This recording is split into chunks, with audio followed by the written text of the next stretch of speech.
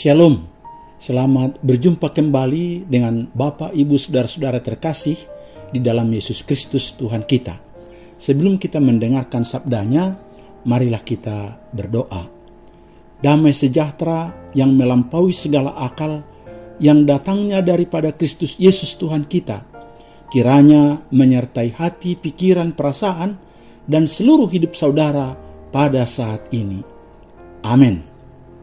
Firman Tuhan, khotbah Minggu Pentakosta, hari perayaan turunnya Roh Kudus, tanggal 5 Juni 2022, diambil dari Roma 8 ayat 8 sampai ayat yang ke-11, dan bahan bacaan diambil dari Yohanes 7 ayat 37 sampai dengan ayat 39a, dengan tema hidup dalam Roh. Saudaraku, sahabat terkasih di dalam Yesus Kristus Tuhan kita, Pendeta I.L. Nommensen yang dikenal sebagai Rasul Batak memulai misinya di tanah Batak dengan mempelajari bahasa, budaya, dan adat istiadat setempat untuk menjalin hubungan dan mempererat pergaulan. Ia juga bersahabat dengan raja-raja setempat, dan pada suatu hari seorang raja bertanya kepadanya, apa sebenarnya perbedaan kekristenan dengan tradisi Batak? Kami juga tahu hukum yang melarang orang mencuri, mengambil istri orang, atau bersaksi dusta, kata raja itu. Misionaris itu menjawab dengan lembut, Tuan, saya memberikan kemampuan untuk mematuhi hukum-hukumnya. Raja itu terperancat. Dapatkah Anda mengajarkan hal itu pada rakyat saya? Tanyanya. Tidak, saya tidak dapat melakukannya, tapi saya dapat mengajarkannya, jawab Nommensen, karena kami percaya Allah dapat memberikan kepada mereka kemampuan itu jika mereka meminta kepadanya dan mendengarkan firman-Nya dan bersedia dituntun oleh Roh Kudus. Saudaraku, seperti suku Batak, kita masing-masing juga mengetahui hukum tentang apa yang benar dan apa yang jahat. Tetapi ironisnya, pemeo hukum itu adalah untuk dilanggar terus terbukti dari generasi ke generasi. Fakta tersebut, saudaraku, menggarisbawahi kebenaran bahwa semua orang telah berbuat dosa, sehingga tidak ada yang mampu mematuhi hukum Tuhan dengan kekuatannya sendiri. Syukurlah, saudaraku, anugerah Allah tidak hanya menebus dan menyelamatkan kita dari dosa. Dalam bahasa Yunani, untuk anugerah, haris, mencakup efek kemurahan Allah tersebut di dalam tindakan praktis kita. Dengan demikian, anugerah Allah oleh kuasa Roh Kudus juga pasti memampukan kita untuk menaati dan melakukan hukum-hukumnya. Maka di saat kita merayakan hari turunnya Roh Kudus, hari Pentakosta, kita sebenarnya diingatkan kembali bahwa Roh Kudus akan menimbulkan kasih di dalam hidup kita. Roma 5 ayat 5. Memberi tuntunan dalam hidup kita. Roma 7 dan juga Galatia 5. Kita dapat mengenal Allah dan rahasia Allah yang tersembunyi. Bandingkan 1 Korintus 2 ayat 10 sampai 16. Memberikan karunia kepada kita 1 Korintus 12. Membaharui hidup kita Titus 3 ayat 5-6. Merubah perasaan rendah diri kita menjadi orang yang berani bertemu dengan orang dari segala suku bangsa dan bahasa, dan juga berani berbicara kepada orang-orang yang terpelajar dan yang berpangkat. Selain itu, kita juga tahu bahwa acap kali adalah bahasa jadi alasan perpecahan atau perselisihan. Tetapi lewat Pentakosta, umat diajak kembali bersatu lewat bahasa yang mempersatukan. bahasa yang saling pengertian, bahasa kasih yang membawa damai. Tidak hanya itu, kehadiran Roh Kudus tidak hanya membuat kita bersuka cita saja, tetapi juga memampukan kita untuk bersaksi dan menjadi saksi-saksinya tentang Injil Kristus. Dan masih banyak lagi, saudaraku. Untuk itulah, sesuai dengan tema khotbah kita kali ini, hidup dalam roh.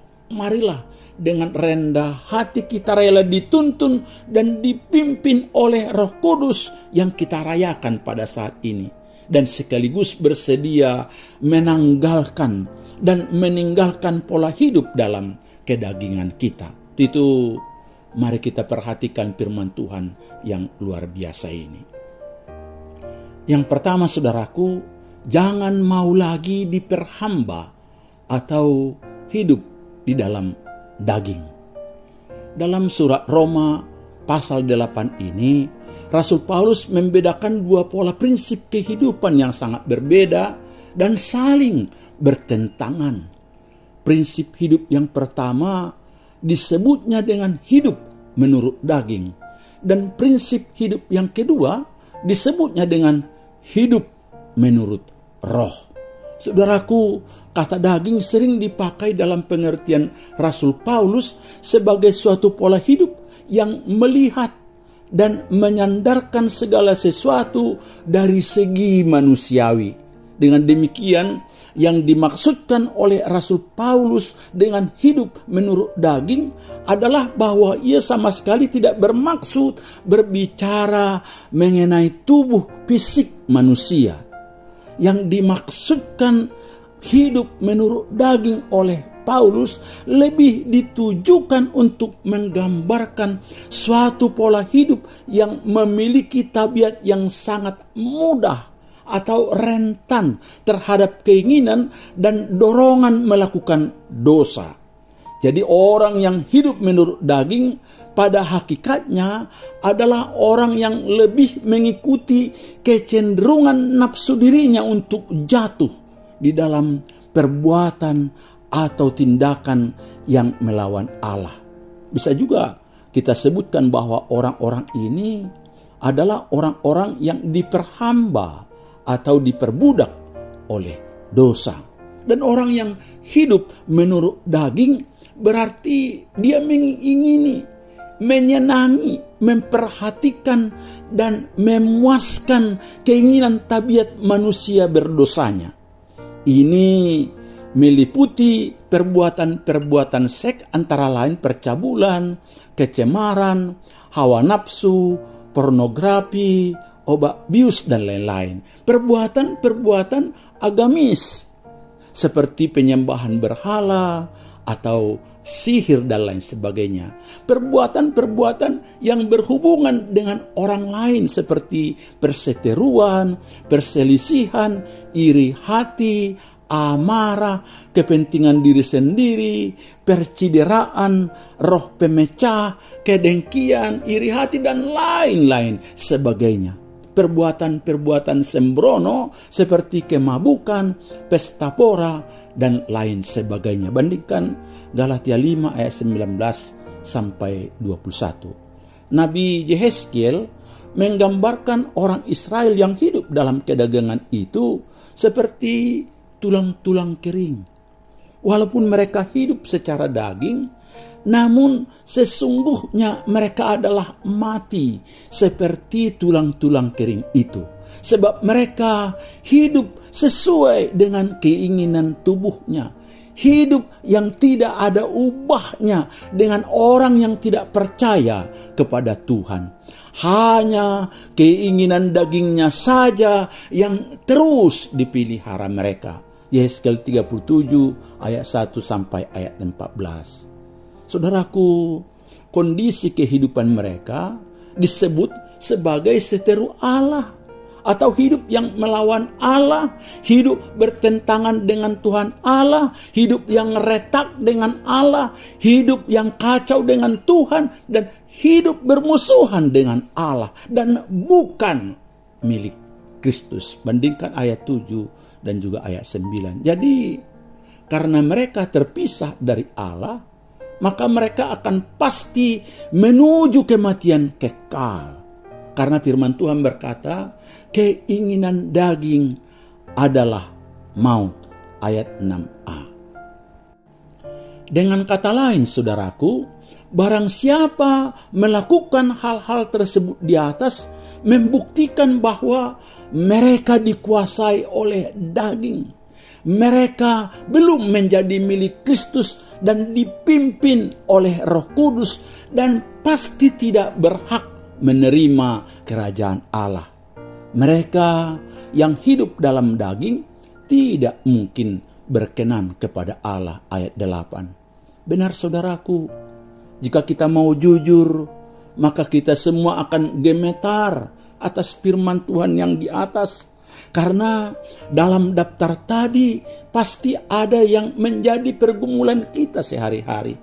Walaupun kita sudah menerima Yesus Kristus secara pribadi dan meyakini pengampunan dosa-dosa kita, kita masih pernah gagal atau mungkin sering gagal di dalam melawan keinginan daging tersebut. Tetapi puji Tuhan saudaraku, masih ada kemenangan kalau kita mau kembali dipimpin oleh Roh Kudus. Caranya sebenarnya sangat sederhana, yakni kita mau mengalami anugerah dan kasih karunia Tuhan Yesus. Sebab setiap orang yang percaya kepada Yesus Kristus, dia sudah mengalami pembaharuan hidup dan dimampukan untuk menyalibkan daging atau mematikan segala keinginan dagingnya, dan kita sedang mengenakan manusia baru yang terus-menerus diperbaharui sehingga kita menjadi serupa dengan Kristus sebagai gambar Allah. Bandingkan Kolose 3 ayat 10. Paulus berkata dalam Galatia 2 ayat 19c sampai 20, aku telah disalibkan dengan Kristus, namun aku hidup, tetapi bukan lagi aku sendiri yang hidup, melainkan Kristus yang hidup di dalam aku. Dan hidupku yang kuhidupi sekarang di dalam daging adalah hidup oleh iman dalam Anak Allah yang telah mengasihi aku dan menyerahkan dirinya untuk aku. Yang kedua saudaraku, hidup dituntun dan dipimpin oleh Roh Kudus. Saudaraku, sahabat terkasih di dalam Yesus Kristus Tuhan kita, Tuhan sungguh menghendaki manusia hidup dalam roh, apalagi kita anak-anaknya, supaya keinginannya pun adalah keinginan roh. Kekuatan yang mengarahkan hidup rohani kita sebenarnya adalah kehadiran Roh Kudus dalam hidup kita. Tanpa kekuatan ini tidak mungkin ada persekutuan kita dengan Allah. Dan ketika seseorang percaya kepada Yesus Kristus, jelas Roh Kudus bukan saja membuat dia meyakini keselamatan kekal yang Tuhan janjikan, tetapi juga menuntun kehidupannya sejak awal sampai akhir hidupnya. Dan jika manusia hidup di dalam roh, maka keinginan daging menjadi mati. Keinginan dunia tidak menjadi yang utama lagi baginya.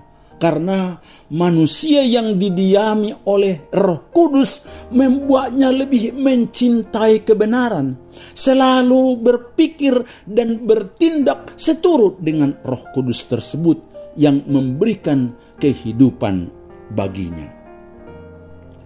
Makanya jika kita membaca dalam ayat 9 sampai 11, Paulus di sini menunjukkan apa yang membedakan orang-orang yang berada di dalam daging dengan orang-orang yang berada di dalam roh. Orang-orang yang hidup dalam roh adalah milik Kristus, tetapi orang-orang yang hidup dalam daging bukan milik Kristus. Orang-orang yang dipimpin oleh Roh Allah adalah anak Allah, sehingga kita dapat berseru, ya Abba, ya Bapa. Dan jika kita adalah anak Allah, maka kita juga adalah ahli waris yang berhak menerima janji-janji Allah yang akan menerimanya bersama-sama dengan Kristus, yaitu jika kita menderita bersama-sama dengan Dia, supaya juga dipermuliakan bersama-sama dengan Dia.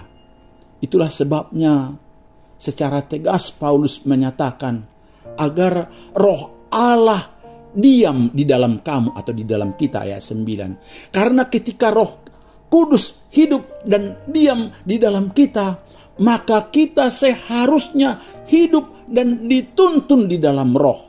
Mengapa saudaraku? Karena Roh Kudus mengerjakan hal-hal yang bersifat rohani di dalam diri setiap manusia pilihannya, sehingga mereka pasti dimampukan untuk hidup bagi kemuliaan Allah. Tuhan Yesus mengajarkan bahwa Roh Kudus diutusnya adalah untuk menginsafkan dunia akan dosa, kebenaran, dan penghakiman. Akan dosa karena mereka tetap tidak percaya kepadaku, akan kebenaran karena aku pergi kepada Bapa dan kamu tidak melihat aku lagi, akan penghakiman karena penguasa dunia ini telah dihukum. Yohanes 16 ayat 8-11. Roh Kudus juga diutus untuk memuliakan Kristus dan mengingatkan para murid dan kita juga akan perkataan-perkataan Kristus. Bandingkan Yohanes 16 ayat 13-14. Dan sebagai tanda kita adalah milik Kristus, maka kita harus hidup dan dituntun oleh Roh Kudus, ayat 9. Tidak hanya itu, Roh Kudus juga akan memimpin kita orang percaya dan mengarahkan pikiran kita pada hal-hal surgawi dan mematahkan keinginan daging kita, ayat 10, serta memberikan hidup surgawi bagi kita, ayat 13. Itulah sebabnya mengapa kita diperintahkan untuk mencari dan mengarahkan pikiran kita ke atas, di mana Kristus ada. Kolose 3 ayat 1 dan 2. Sebagai ciri-ciri manusia yang hidupnya dipenuhi oleh Roh Kudus, dapat kita lihat sebagaimana dikatakan dalam surat Galatia pasal 5 ayat 22-23 yang berkata, buah roh ialah kasih, sukacita, damai sejahtera, kesabaran, kemurahan, kebaikan, kesetiaan, kelemah lembutan, penguasaan diri. Tidak ada hukum yang menentang hal-hal itu. Saudaraku, di dalam Yesus Kristus Tuhan kita, dalam menjalani kehidupan ini, tentu ada berbagai macam godaan yang dapat membuat kita jatuh ke dalam dosa atau sering jatuh ke dalam dosa. Apalagi di saat kita mengalami banyak persoalan dan masalah yang tidak bisa kita hindari. Sebagai manusia lemah dan yang memiliki keterbatasan, jika kita hanya mengandalkan kemampuan diri kita, kita pasti gagal. Itulah sebabnya mari dengan rendah hati mau hidup diam. Sekali lagi, mau hidup dan diam dan bersedia dituntun oleh Roh Tuhan. Karena hanya Dialah yang memiliki kuasa yang tidak terbatas.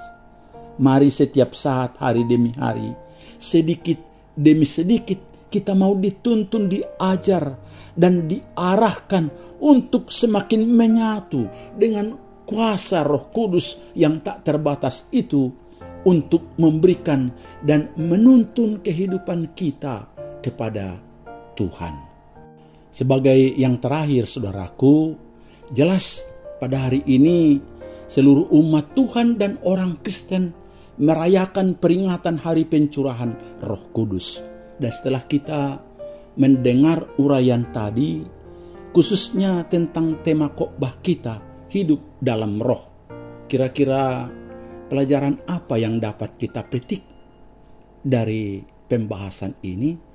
Yang pertama, saudaraku, sebagai anak-anak Tuhan dan yang sudah ditebus oleh darah Yesus, jangan pernah mau lagi hidup menurut daging, yakni suatu pola hidup yang memiliki tabiat yang sangat mudah dan rentan terhadap keinginan dan dorongan melakukan dosa. Sebab keinginan daging adalah perseteruan dengan Allah. Dan keinginan kedagingan kita itu jelas orang-orang yang tidak taat pada Allah.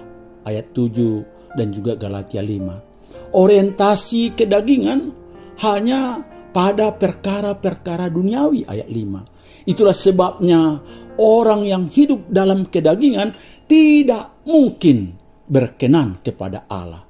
Semua keinginan daging kita cenderung menjadi cobaan yang membawa kekecewaan dan kesengsaraan hidup.